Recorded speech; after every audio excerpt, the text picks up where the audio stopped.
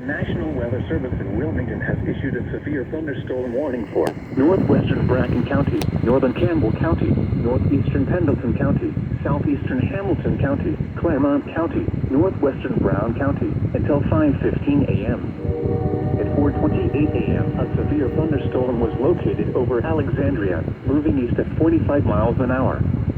Hazard, 60 miles an hour wind gusts. Source, radar indicated. Impact, expects damage to trees and power lines. Locations impacted include Cincinnati, Fort Thomas, Alexandria, Highland Heights, Georgetown, Forestville, Amelia, Mount Orab, Bethel, New Richmond, Williamsburg, Batavia, Silver Grove, Felicity, Melbourne, Riverbend and Coney Island, Cold Spring, Salem Heights, Wythamsville and Cold Spring.